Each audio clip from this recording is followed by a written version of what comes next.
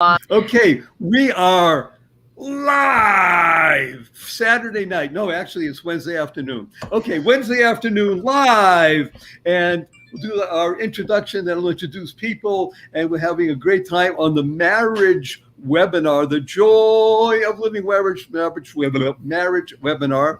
And as we open it, we say, good day, beautiful, bountiful, beloved, immortal beings, and good-looking people. Remember, you're good-looking. You're always looking for and finding the good. That's the definition of a good-looking person, always looking for and finding the good. Now, this marriage webinar, sponsored by the Joy of Living, we're in our second year. We have, I think, about 8 or 9 sessions under our belt. We started last year, second year. And I'm happy to say that 2 of our regulars are unable to join us today, but that's okay, because we have the wife expert, Lori McDermott in Manhattan Beach. And we have our math expert, Nicole Bloom in Henderson, Nevada, formerly of Los Angeles. And we have our PhD, head of education at WITS. She's at her wits' end because of school returning. WITS stands for, by the way, Women's Institute for Torah Studies. Is that correct, Leslie? Women's Institute of Torah Seminary and College. Oh, Torah Seminary and College. Okay, WITSC. Yes, so, but we'll go WITS. So we're going to be jumping right in because we have, thank God, thousands of people around the world who actually love this webinar. I mean, they send us in comments and questions all the time. So I have a stack of actually, I'll show you. You ready? Look at this, kids. Wow. Yeah, now this is accumulated, but this particular session that we sent out the idea of has everything to do with joy, but masks. So we're going to unmask in the great mask debate regarding one of the most interesting issues that is existing in the United States of America today, and probably worldwide. And that is that the most joyful, somewhat, time for families is back to school. Now, kids won't necessarily admit it, but at least when I was a kid growing up, going back to school was one of the greatest things that could happen. As much as we love the summer, going back to school was even better. You know why? Because you get to see all your friends again. And you get to do, classroom stuff, but who cares about classroom stuff? Fool around, go to recess, play. I mean, do all the things that happen at school. And you get a pencil box. Well, we used to get pencil boxes. Nobody does that anymore, of course. It's all electronic. But the point is you get pencil boxes and erasers and new stuff and new teachers and who's doing what to whom for how much and when. And now, in the midst of the greatest pandemic in a century, all of that has changed. So that last year was a situation.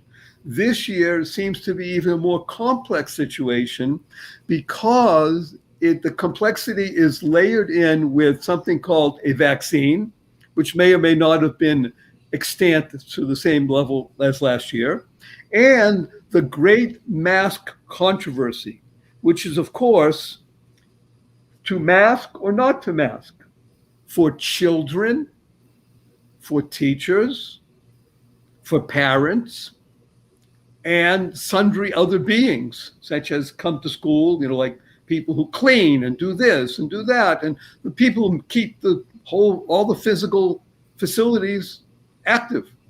So what do you do with that? So that's really the question. We have, I'm telling you, at least 138 questions, all revolving around the same question. What do we, as responsible, concerned adults, people in the teaching profession, and people who are families, kids, what do we talk to our children about, discuss with other parents, and what are we doing going back to school? So those are the questions. So let's just take one at a time. And I'm going to call on Lori first because she's the veteran. Yeah, vet. But she usually is the one who goes third. Last. Right. No, only because she loves to hear everybody else and then gives a zinger. So if she's starting off first, she's leadoff batter today. It's inside baseball stuff, kids. She's the leadoff batter. So Lori, you have 3 children, and They are what, 17, 15, and 11? Something like No, that? close. 21 off of college, 17 senior, and a freshman in high school.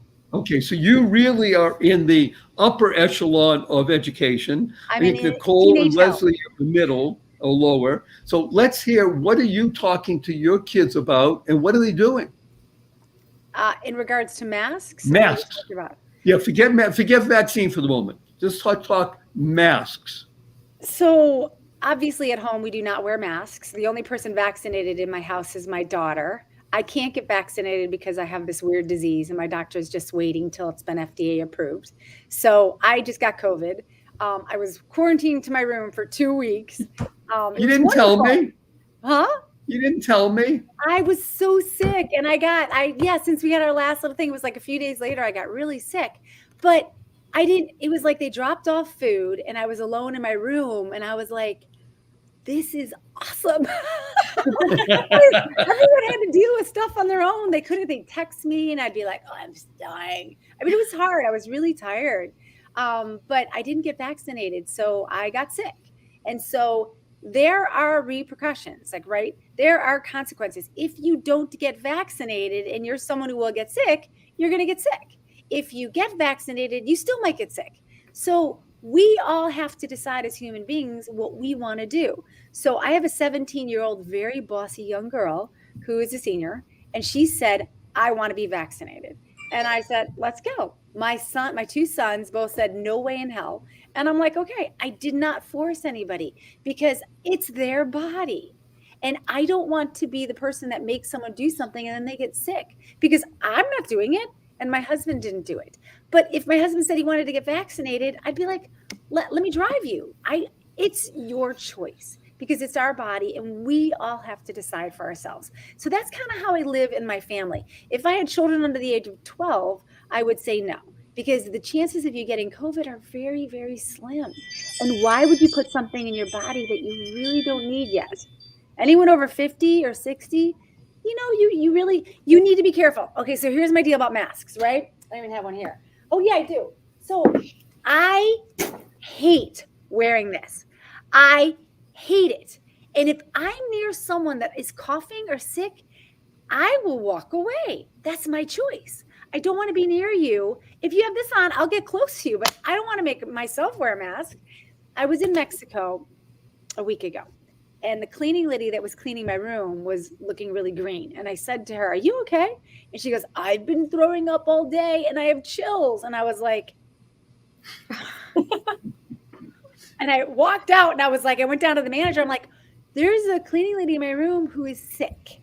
We got to get her out of there. We got to send her home and get her to take care of herself. So he took care of it. She wasn't sick. She was hungover, but that's another story. So the point is, I am concerned when I'm with someone who's sick. But if you're not sick and you're healthy and you're walking the planet and you're okay, if you might be contagious or might not be contagious, that's up to me to decide if I want to wear this. If I'm working out by myself in the gym and there's not a single other person around me and someone comes over and yells at me that I have to wear my mask, I'm like, why? I'm alone. There's nobody friggin' here. It's 10 o'clock at night and there's like 2 people over there doing weights. I'm over here by myself. But they're Nazis about it. And I don't like when people tell me what to do. Thank you, Miss Feminazi. Not. Okay, so from your perspective, your sons are not going to be wearing masks neither at the high school nor at the college. Is that correct? At the moment. They have to wear masks. Oh, so they're mandated at college and high school. Yeah. Okay, let's go to Leslie, who runs a school. She's not just a parent with kids. She runs a school, so she's serving double duty. So what do you do, Leslie, with your kids? Are they wearing, your kids are how old? My kids are between kindergarten and 6th grade. Okay, so they're younger. Right. Are they wearing masks at school that they're going to? No. So they first of all, they haven't started school yet. So I don't know. No school they're not starting for another week. So schools really haven't committed to mask policies yet.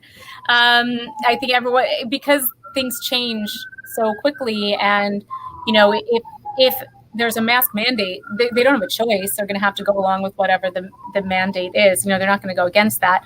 I mean, I'm kind of hoping that, and they're all hoping that they don't have to wear masks. And they were in person all year last year, and that was great. But wearing masks was really, really difficult for them. I mean, it was difficult, I think, for all kids. As it happens, like in our experience, you know, there was actually really, really little, if any, classroom transmission. You know, most transmission happened like when kids were playing like out, you know, playing with their neighbor in their house after school, but like within the classroom, there really wasn't any transmission. And that might've been because they were wearing masks at the time. But, you know, by the end of the year, things were really good at the end of the year. So, and still people weren't, you know, they weren't really catching it within school. So I don't know. I'm kind of hoping that they don't have to wear masks, but whatever the school policy is, we'll go along with it. And definitely I'm going to support the school to my kids. You know, whatever the school policy is, the school decided they to make that policy. I'm going to be positive about it to my kids because I don't want them walking into school feeling, you know, in general, as a parent, I try to support the school just because I think it's better for kids that, you know, I don't want them coming in and thinking, oh, my school is stupid. Like, no, your school's doing the best they can with the information that they have. And we chose that school because we're trusting their judgment. So, you know, here's like an I said, interesting we're question. hoping, but we're not supporting. But on just one side thing, for better or for worse. Okay, so three of my kids had COVID. So we made a family. You isolated yourself, Lori. By the time I was symptomatic, it was a lost cause. And so we made a family thing out of it. Wait a minute, you're saying, Leslie, that it was like mumps, or used to be like mumps or chickenpox. You made everybody else get it? Oh, no, 100% not. I'm saying that by the time I tested positive, right? So we were exposed outside of school. Like we were not, none of us were exposed. We were exposed. We knew we were exposed. And so once we knew we were exposed, we were staying home and seeing what happens. And within 24 hours, I had developed symptoms, but like, I thought it was a cold. I didn't, you know, like it didn't develop. So, you know, it was like, oh, maybe I caught a cold. Cause actually we thought my kids were exposed, but we didn't think I was exposed. We just thought my kids were exposed. But then I developed symptoms. But by the time, you know, I took a rapid test and I tested negative. So I wasn't quarantining myself because I thought I was negative, but they did a PCR at the same time. By the time my PCR came back positive, my daughter already had symptoms. So at that point, it was a lost cause. We were all exposed. So then it was just, let's wait and see what happens. Would I cough on one of my kids on purpose to make them get them? God forbid, I would never play with my children's health like that. But at that point, you know, at that point, there was no point in isolating me. Everyone had been exposed to me for 3 days. And, you know, in the end, most of my kids got it. My daughter just didn't. I don't have any explanation for it. Okay, so let's go to Nicole. Let's go to Nicole because I didn't want to come back to you, Leslie, because you also run a school. So we'll talk about that in a moment. So Nicole is a transplant from Los Angeles. She moved here about I think almost a year ago. Year and a half, almost, yeah. Almost a year ago. And both she and her husband are teachers in the Clark County school system. In addition, they're not just regular teachers, though, because Nicole was Teacher of the Year in LA Unified School District. So she's a star. In addition to being, you know, a teacher with kids in classroom, she has 3 kids of her own, 2 rambunctious boys and a very well-behaved young girl. Of course, that's the way girls are compared to boys. So, Nicole, in the school your kids go to, which is a parochial school, are they going to be wearing masks? Yes, they started on Monday, and they are supposed to be wearing masks. I will say it's been a little bit challenging. You know, they wore masks all last year. But by the end of the school year, so when they first went back, right, whole school got quarantined for a week, and then individual classes went down here and there. But by, I would say, December, I don't think any classes got shut down. By December, it turned into a pretty regular school year. By January, February, here, teachers were allowed to get vaccinated. So most of the staff got vaccinated. And for the rest of the year, we had a very normal school year, and it was great. At the very, very end of the school year, I want to say that was when Nevada dropped its mask mandate if you're vaccinated. And so I feel like it became a little bit more lax maybe, but technically the kids should have still worn masks because unless they were in middle school, they weren't eligible for the vaccine. Now, even if you're vaccinated, right, people who are vaccinated are back to wearing masks. So at the school, everybody is supposed to be masked, teachers included. And so that's definitely, I think, almost a little bit harder because they had that taste of freedom, right? Once you know, if you don't know better, then like that's just what it is. But once you get that taste of freedom again, you're like, wait, now I have to go backwards and start wearing a mask again. So I think that's been a little bit challenging for them, but they're honestly just so happy to be back at school. I think that more than anything, they just, you know, they just needed to be in school with their friends. So that's been really great. I'm so happy. So the good news is you're saying that even though my experience goes back 60 years, older than all three of you combined, kids still like going back to school, even though they don't want to go to school, but they do want to go to school. And that camaraderie at school is not impaired, you're saying, by wearing masks. In other words, kids are resilient enough is what you're saying, I think. It's so interesting because last year they still had, so we have to wear masks, right? But social distancing seems to not really be a thing. So last year they weren't allowed to trade classrooms. Even in middle school, the teacher traded the classrooms and the kids stayed in the same place all year. They weren't allowed to have lockers because they didn't want them touching, you know, and sharing supplies. And they weren't allowed to use the yard last year. Each class got a specific section of the yard, and that was the only area of the yard they could use all year. Those things they don't have. So even though they're wearing a mask, my daughter in middle school is so excited because she walks during passing period to her next classroom. And my kids all have their lockers this year and they get to use the whole yard. They weren't even allowed to share a basketball last year. They couldn't share a basketball hoop. So this year they can play on the yards, they can play with the hula hoops, they can play with everything. So even though they're wearing masks, they did gain in terms of social things that they can do, because it's not only third grade uses this corner, fourth grade uses that corner of the yard. They're allowed to mingle again. So those things have been more lax. So here's a quick question for all three of you, and jump in as you wish. Do you see or feel, because your kids tell you or they don't, that it's a necessary temporary situation and it's not unduly harmful for the kids, or oh my, this is really could be harmful psychologically if not physically? Just jump in, anybody. Honestly, oh sorry, no, go ahead. I like going last, just so you know. Guys, you guys I feel like the gain of being social, and this honestly, because I work for Clark County. So last year, kids didn't come back full time. So I'm seeing it from my students who didn't have the experience that my children had.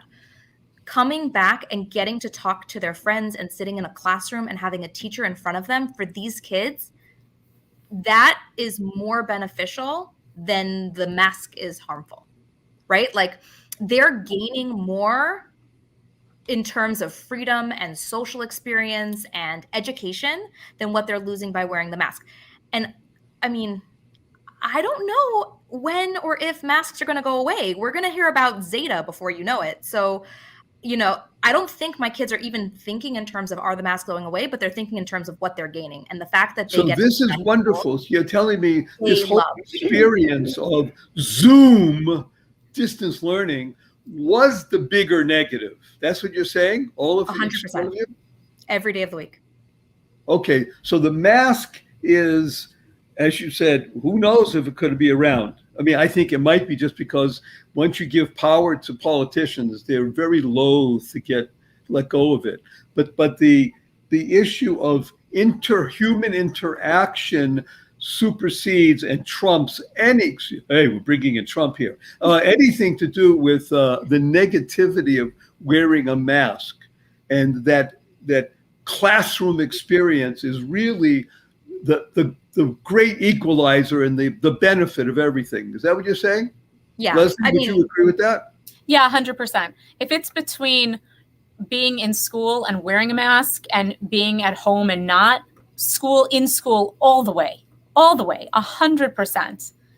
100%. Okay, here's a dovetail question. I know that Nicole has to leave in a few minutes, and the time goes by fast. And thank you, Nicole. We are having you back for the next session. can't wait. Don't worry. So here's an interesting one. From my question, I would not want to be a kid in today's environment. Just telling you, because I experienced the ultimate freedom of everything that can happen in school, which was punching kids and throwing things and doing stuff. You can't, I mean, even without masks, you couldn't do that. But the business of school is that everybody sees somebody wearing a mask and being vaccinated. My question now is, do kids, and again, Lori, your kids are older, do your kids speak to you about this whole issue of being sick, COVID, vaccine, mask? In other words, are they thinking, well, this is the way it's going to be the rest of my life? Or are they resilient enough to understand that, okay, hey, it's cool at the moment and may go away. Who cares? What do you think? Do kids look at this as long-term? I don't think so. Oh, good. I don't think so. Especially, I mean, I don't know other people's experiences. They didn't have to mask in camp. So. Oh, wait a minute, Leslie, this is so important. I was going to ask you. Tell me, at camp they didn't wear a mask? No. Yay! My kids didn't wear masks either for camp. I'm sorry, Not at Nicole, they wore a mask at camp? No. No, so they also wear a uniform in school and wear polo shirts. So they wear a mask too. They don't wear that on Sundays. Part of the uniform. Right. Wait a minute. Lori knows from that because Lori's Catholic. She used to wear a uniform when she was. Lori, did you wear a uniform when you were growing up at Catholic school? Oh yeah. Wait a minute, you should know. So. Jewish women, the kids, they wear uniforms at school. I have to tell you that I despised my uniform as a student, and as a parent, it's the greatest thing ever. Love it. Everyone should have uniforms, always. No one argues. Totally it's agree. like, this is your clothes today. Uh-huh. Yeah. No more Tomorrow fights. and the next day. This is right. This is what you're wearing. We didn't have uniforms as guys, but that's a different story. Yeah, but they have dress codes. So even if they don't have a uniform, it's wear polos or button downs or whatever it is, the fights are over. It's when fantastic. the uniforms begin. So this is really a fascinating discussion because in some ways, the mask is an extension of a uniform. In other words, since you're wearing a uniform, a mask becomes part of the uniform. Maybe, like you said, God willing, it's only for this year or next year or something like that. But it doesn't become super weird. No, and I also think it's important in teaching kids respect. You know, we were just on vacation in South Carolina, and a couple of places we went to required masks. So if that's what the place is comfortable with, you respect the place you're visiting. And, you know, we went into a few like government museums, so you have to wear a mask. So you want to go there, you wear a mask. And, you know, some of my kids are like, mask, because that's the rule. That's the rule. This museum says they want you to come. You want to come here, you wear a mask. So you're a guest here and you respect. Okay, but I hope, Leslie, nobody wears a mask at home. Oh, in my house? No. Wait a minute. No, by the way, I'm saying this to you, and we're all laughing. I do know 2 families that wear masks at home. Really? But not with like one of them's working in medicine and potentially exposed all the time? Just, No, I'm just letting you know that there's an extremist out there that there's a fear in the country. I don't know if you know this. There's a fear. Yes, I've seen it. Yeah. So, and I'm going to tell you a terrible story. So don't be upset with me, because I had to check it out to make sure it was correct. In Australia, which by the way, they're more crazy than America in terms of what they're doing to people. There is a pet shelter in Sydney, Australia. I'm even sorry to say this. They got so weird, the people who are running the pet shelter, they didn't want people coming to the pet shelter. Forget masks. to get vaccinated. In other words, people are vaccinated. People we're going to have to wear masks. They didn't want human beings coming to the pet shelter. They made the decision to put dogs down so nobody would come to the pet shelter. That's right. That's horrible. Okay, so I hope, you're seeing this and you're saying this is crazy. But that's why I'm saying to you, I know families that wear masks at home because this is what can happen with hysteria. And I'm glad that we have normal human beings on this panel, or at least they appear to be normal. But I'll tell you one quick story before Nicole leaves. So you might even know the family, Leslie, because they're from Baltimore. They made the decision to relocate to Florida for a year so that their kids could go to school in Florida without a mask. Because the kids just felt they didn't like it. Not that, not like. I meant that they thought it was inhibiting to the kids. Mm-hmm. So they relocated to Florida for this year so the kids can go to school. They have a kindergartner, a third grader, a sixth grader, and an eighth grader. And that was what they wanted to do. The kids didn't want to do it. The parents didn't want to have to make them do it. And the parents are both vaccinated. And the teachers at the school in Florida don't wear masks. And, unless they choose to. Again, this is important. This is a Lori thing. If people choose to, well, that's fine. But if you don't think you're in imminent danger or there's something bizarre. So I'm saying the range of experiences that we're hearing here is quite remarkable. So leave aside Australia as the bizarre one, but you also have something in New Zealand. I don't know if you just heard this or saw it on the news. I tracked it down also to make sure it was correct. There was one case of COVID in New Zealand in the past week, and they had a lockdown of the country again. One case of COVID. So there is the word pandemic. If you look at the first three letters and the last two letters of pandemic, it spells the word panic. And that oftentimes happens in these kinds of situations. So Nicole, I'm actually glad to hear that in your school, you see that kids and teachers are more happy to be in a process of human interaction, and that trumps anything else. And as Leslie, you said the same thing. And Lori, you're saying that your kids, even though they're going to be masking at school, but they also know that they're going to be with people. And that's really the key, isn't it? The ability to now go back. Okay, so Nicole, we wish you well. She's going Thank you so much. Thank you for having me. Not a human interaction call, but a Zoom call. This is not a human interaction call. Thank you so much for having me. Bye. Thank you. We'll see you again. And we'll just continue. With us kids. So Leslie, I'd like to ask you, because you're not just a mother, you're the head of a school, right? I have nothing to do with COVID policy. I'm Really? academic. Yeah, I'm academic. I don't have anything to do with COVID policy. Well, that's interesting because you're the educational director, aren't you? Yeah, I'm the academic dean. Yeah, I like design the schedule and the academic program. But when it comes to a policy like this, that's not in my That's domain. not part of your purview. Oh, no, so thank God, I had nothing to do with it. Okay, no.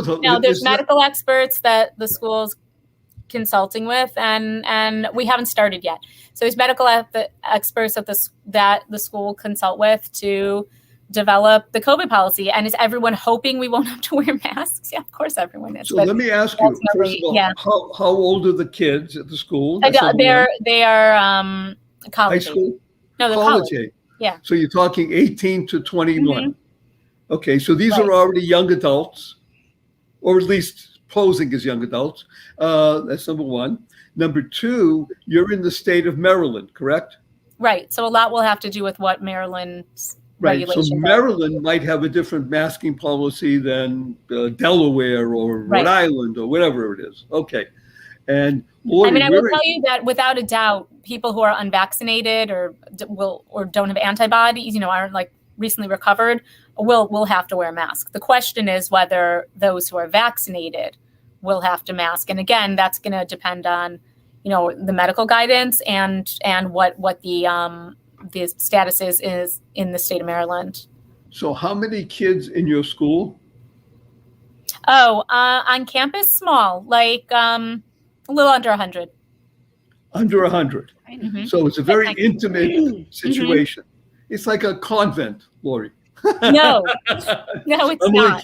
I'm only kidding. The point is that it's they don't wear black patent leather shoes.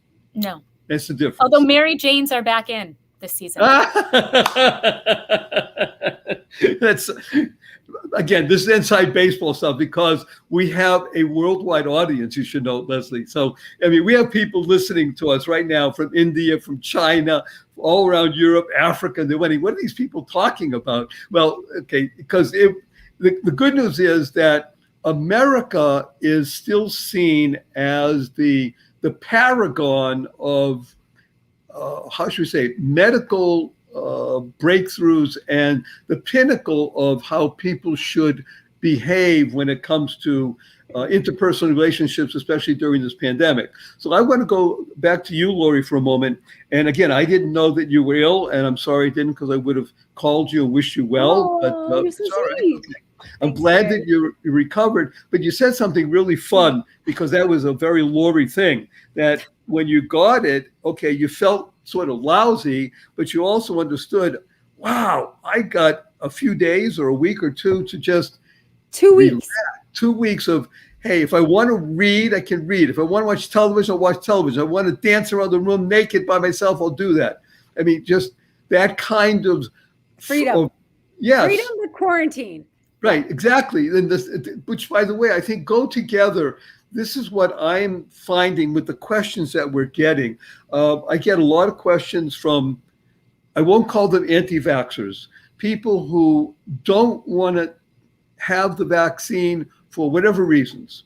Most of them, by the way, run towards what you, Lori, and I have also, because I do not even have a flu shot during the year, because my particular situation that I became paralyzed from was years and years ago, was triggered by a flu shot. Now, I didn't get it from a flu shot, but when a new flu shot came into existence about 22 years ago, it caused 150 people in the country to get Guillain-Barré syndrome. They became paralyzed. So you never know with vaccines. And when you're giving out millions or tens of millions, or in this case, hundreds of millions, by definition, some small percentage of people, something untoward is going to happen. So I don't need to be untoward.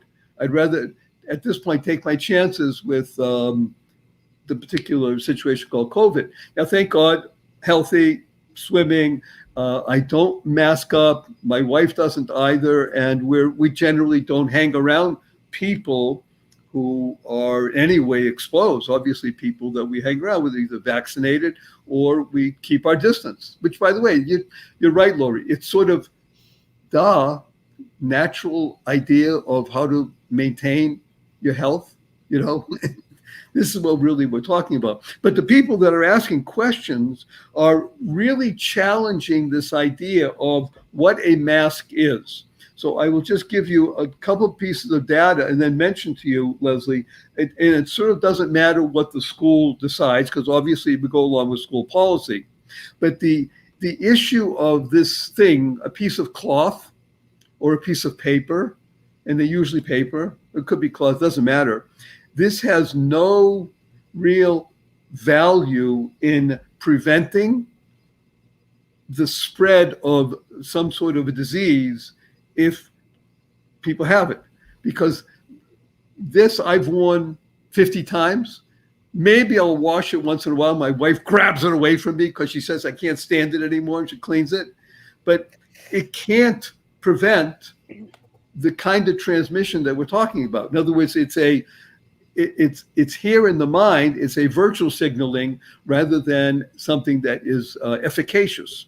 So the questions that we're getting, and this is a question for you, Leslie, and for you, Lori, even though these are not, how should we say it, efficacious, as I said before, that they really do prevent anything from happening, we really wearing it because, as you mentioned, Leslie, that's the way things are right now. That's the rule. You want to come to the museum, you do it. My wife goes shopping, she puts on a mask.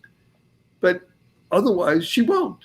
I mean, that's really what we're talking about, correct? In other words, the ability to say, I will respect that which you want because I'm part of our general society. But the real question is going to come as the second stage of this, is that I don't want to have our kids thinking that this is the way things have to be 2 years, 3 years, 4 years from now. That would be a horrible way to live, in my humble opinion. So in other words, let's say we do it this year. Do we really want to even think that we're going to continue this? At what point do we say no? Okay, that's the question, Lori. Is there a point where we say no? Start with Leslie. Leslie, Let her go first. Leslie. Okay, so I'm not a medical person, so I'm not that kind of doctor.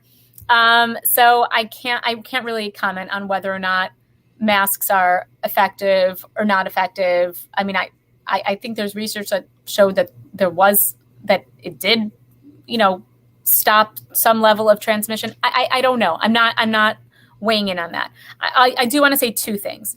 One is that if you believe if you're like following the CDC, then you're following the CDC.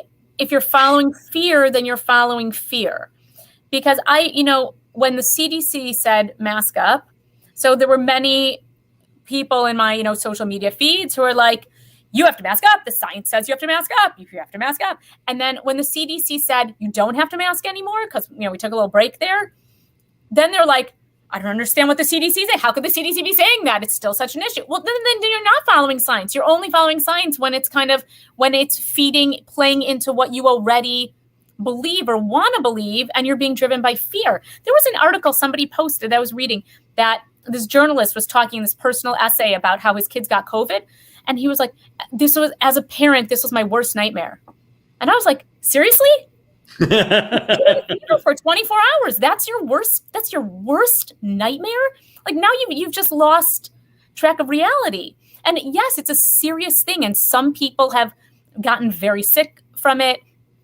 And people have unfortunately have died from it. That's real. But at the same time, are you being, when you're saying follow the science, but are you really following science? Or you're really following your own, this like fear mongering that's going on. So again, I'm not going to say, I can't speak to whether, I don't know that I agree with you. I actually think there is some effectiveness and value to masks if it makes sense and it's the right situation and like that. But ultimately, I'm going to try to I'm the annoying person who clicks through the article. So there's the clickbait headline about doom and gloom, and this new study comes out, and then I click through the article and I read through the study, and I'm like, oh my goodness, that's not at all what this said.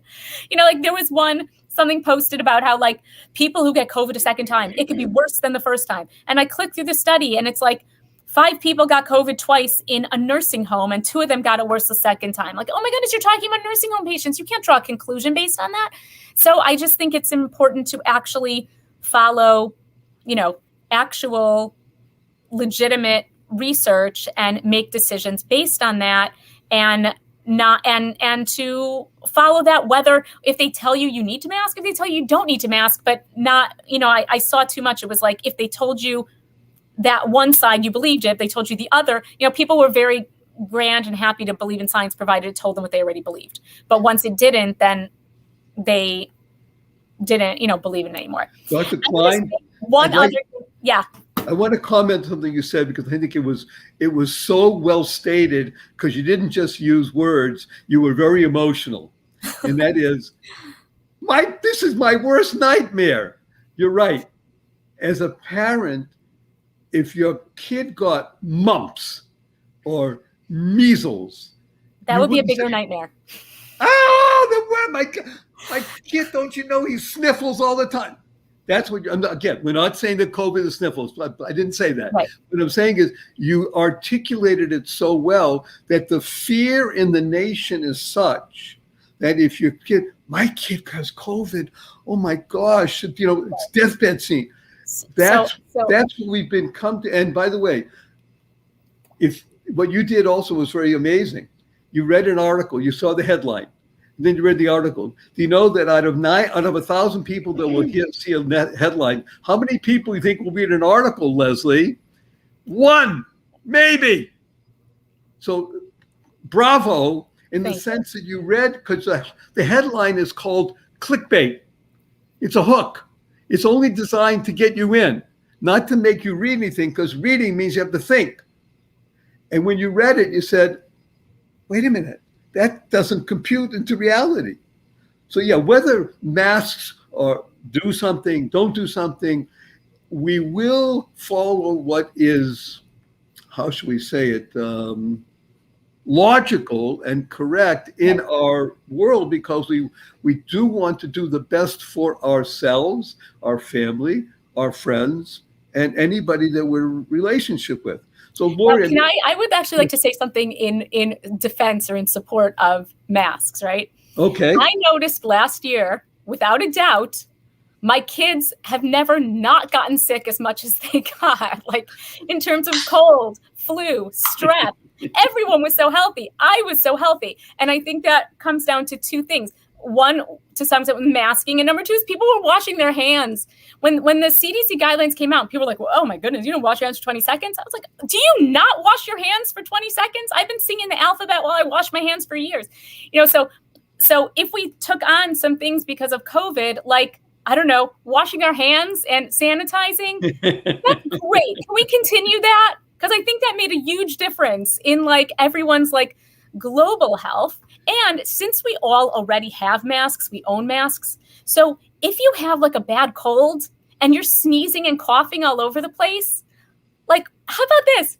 If you have to leave your house, put on your mask and maybe you won't give colds to everybody that you encounter and won't end up like, wiping your nose and then touching every doorknob in the shop. Oh my, by the way, Leslie, just the thought of people walking around with noses stuffed and wiping and things. So I'll want to comment. Anyway, if you're sick, stay home. If you can't stay home, because, people work, people have jobs, people to go someplace. Right. But at least you have to go to work at your job in a hotel. So put on a mask and don't, spread stomach flu. Very good. Okay, I want to come back to this, but Lori, give us some insight, please, on what you think either about masks or, as Leslie just mentioned, we've actually been all healthier in a way this past year because of this thing. Think about this. When is the last time you heard someone sneeze or cough in public? Think about it. It's embarrassing. Right. I've had to clear my throat several times on here because I still have a little cough. And every time I do, I sneeze and I put my hands like this and I cover my face. It is a terrifying thing because if you cough or sneeze, thousands of heads are going to turn towards you and run the other way. And you just don't want to be socially ostracized. I had to cough in the boarding area of a flight. I was worried they weren't going to let me board. So you have to be really careful. And I think that's changed a lot. Like my daughter had said to me on this little trip we took, she's like, oh my God, I'm going to sneeze. I have to go to the bathroom. And she was like, the whole way. She was terrified to sneeze in public because she didn't want it. We were getting on a plane and she was so afraid.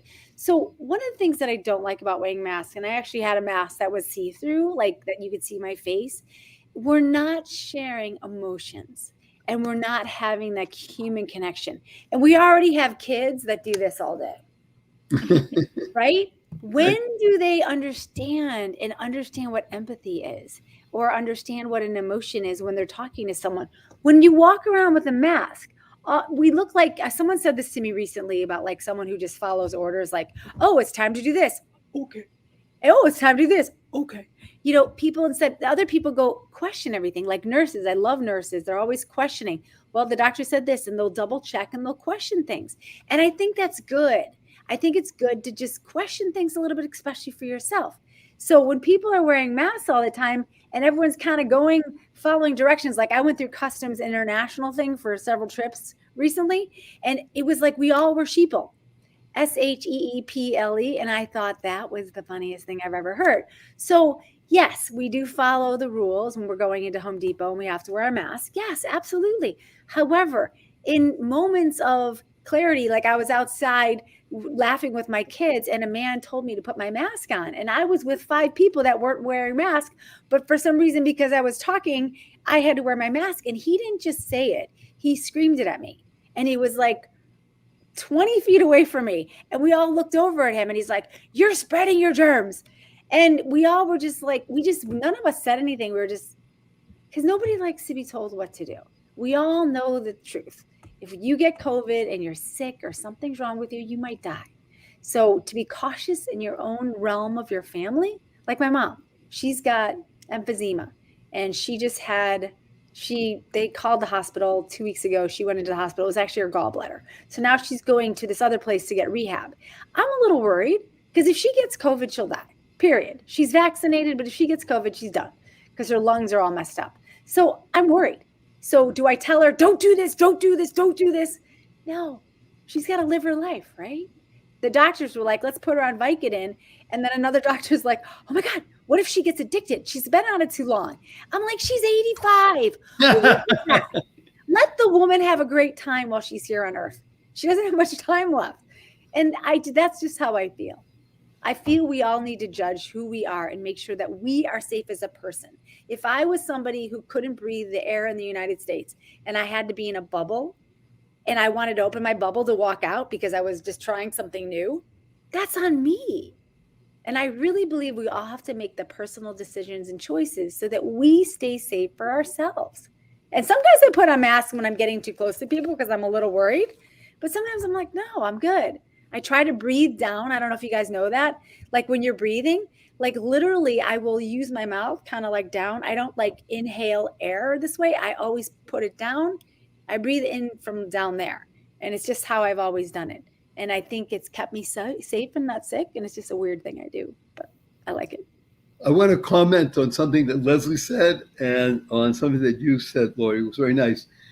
In my humble opinion, you just hit something very profound, because I do see people, I go to the pool 6 times a week, and I see people walking out of the pool, oftentimes, by the way, younger people and older people, older than me even, and they're walking out and they're looking like they're walking with this in front of them. And I think this is a more addictive and harmful process than the mask.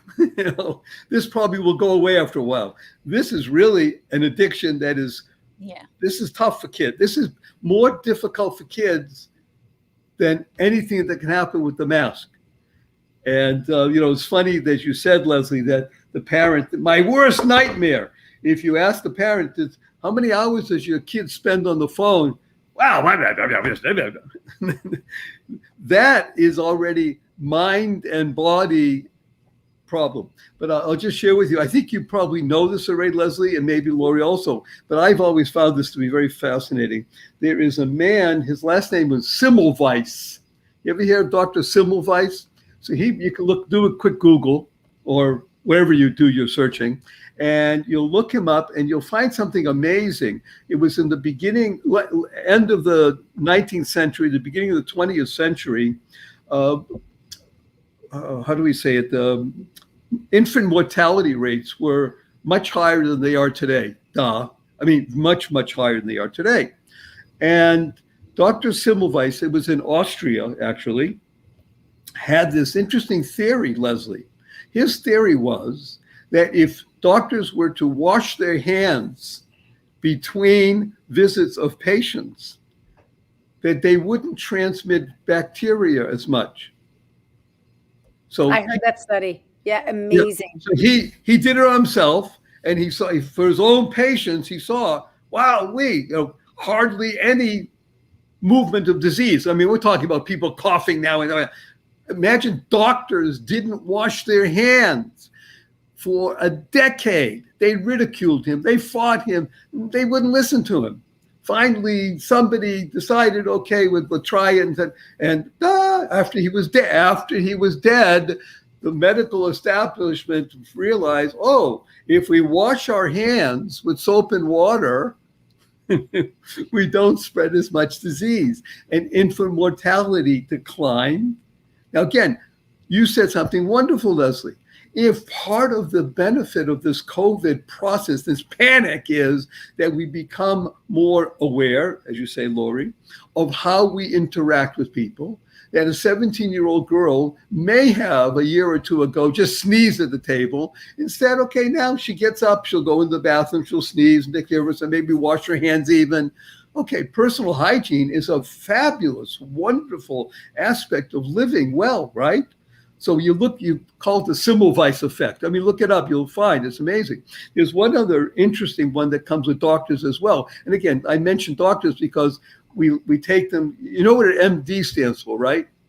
MD means minor deity. You know that, right? When No, I thought it was medical doctor.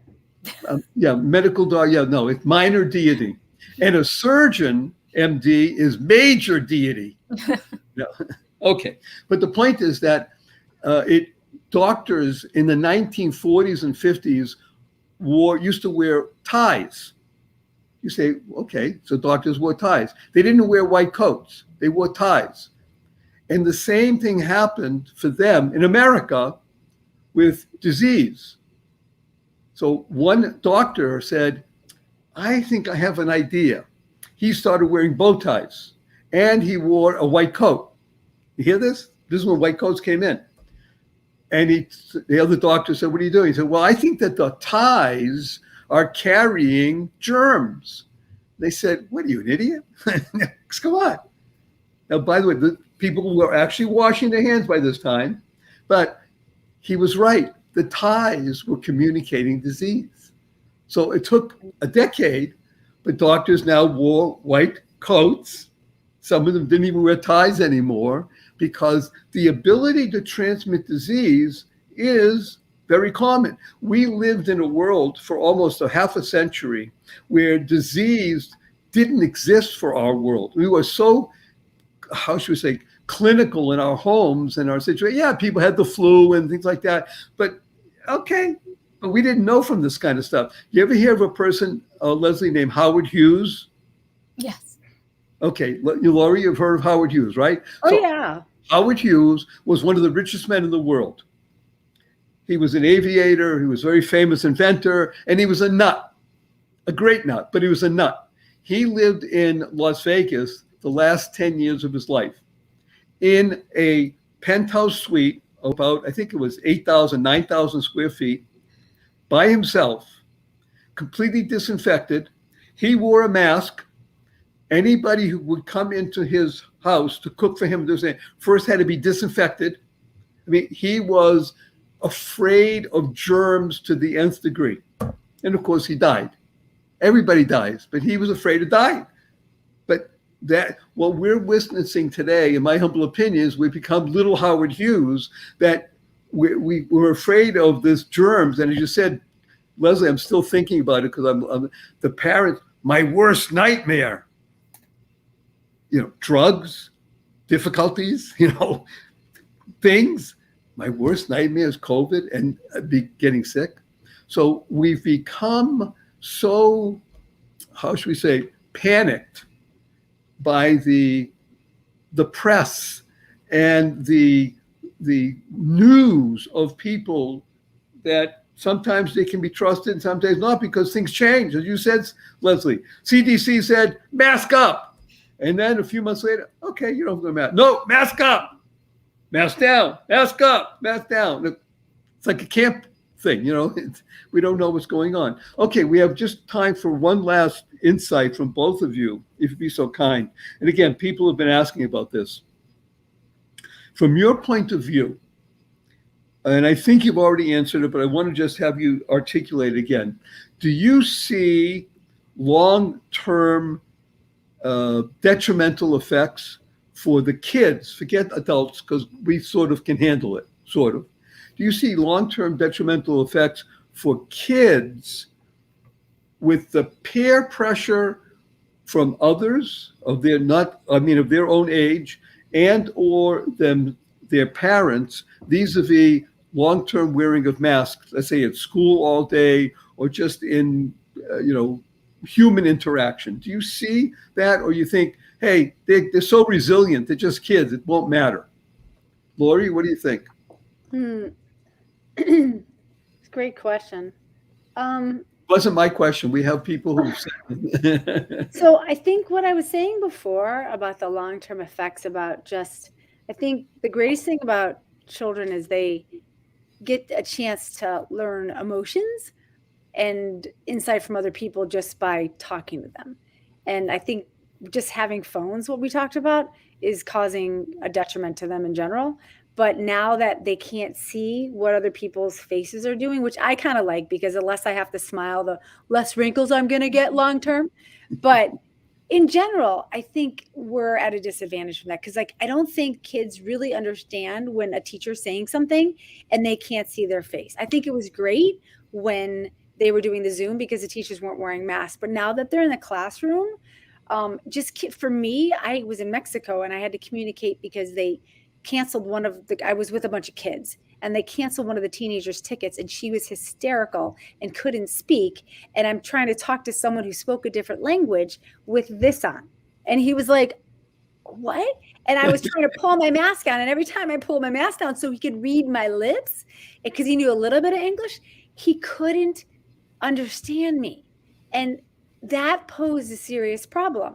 And I just can't imagine what it's like to be a child trying to learn a new thing in history, or trying to learn a new language like Spanish or biology, learn something new in a school that the teacher has to be like this. So the communication that the teacher could teach to the child, when I talk to someone, I read a lot of lips. And if I'm just hearing you, I miss things.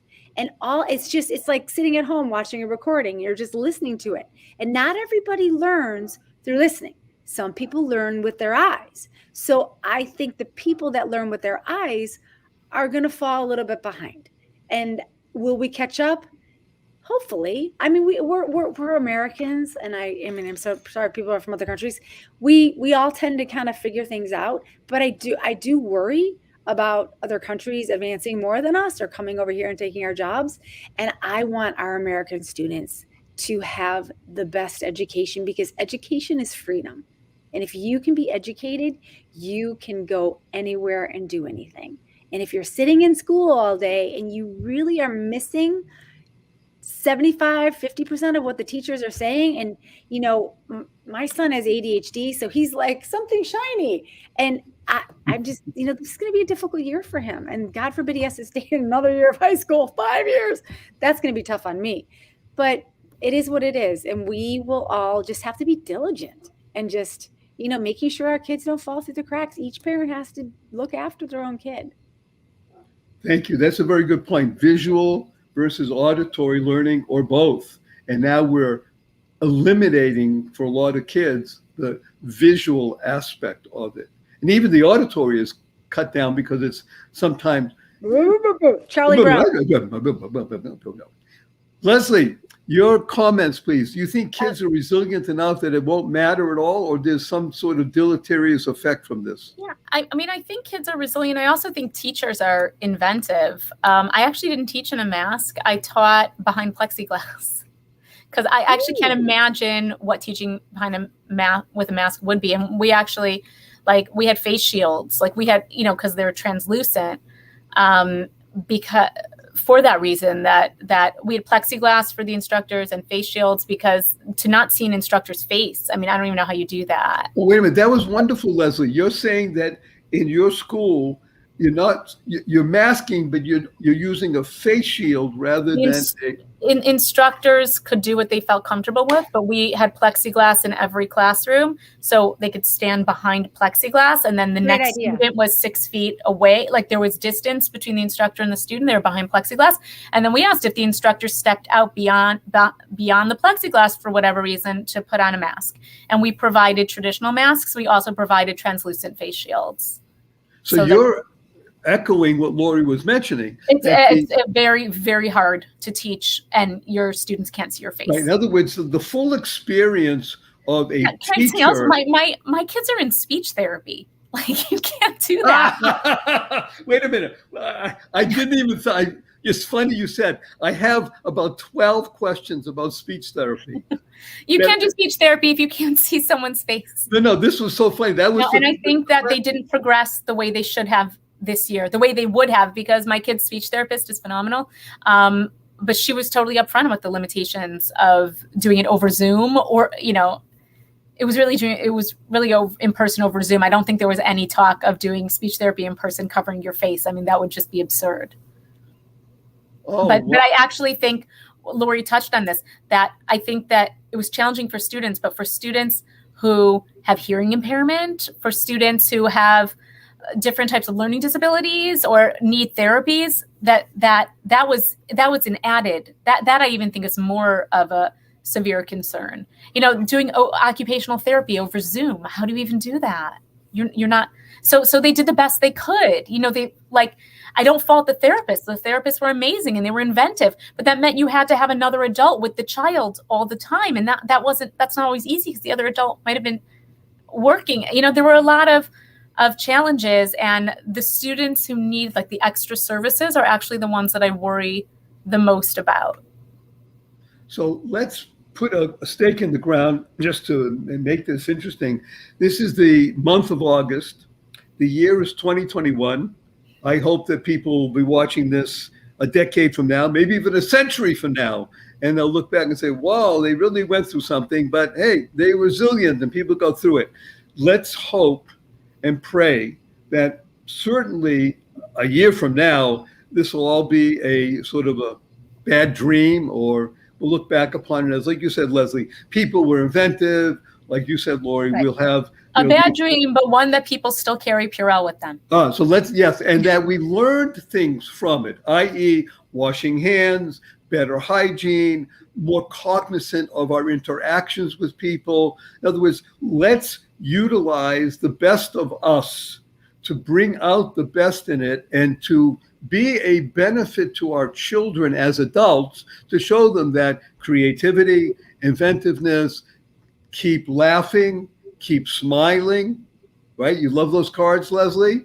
Yeah. Did you like those cards? Lori knows my joy package. You love it, right?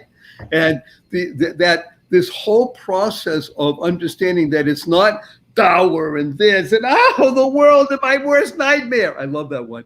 Is the big dream is, okay, here, we'll get through it. And we are not just resilient, we're capable, and we will utilize all of this to our advantage. So a huge thank you to you, Leslie, for last minute jumping in. I appreciate, we all appreciate it very much. Lori, you are such a charm. It's a delight to always be fabulous to meet you. And Nicole, God willing, will be back next time. And we might just have a bigger group going forward. How's that? Huh? So we'll be back again. And people, we got hundreds and hundreds of comments and people sending in. They love it. So we'll give everybody our traditional blessing to everybody, which is go forth, live exuberantly, spread the seeds of joy, happiness, peace, and love.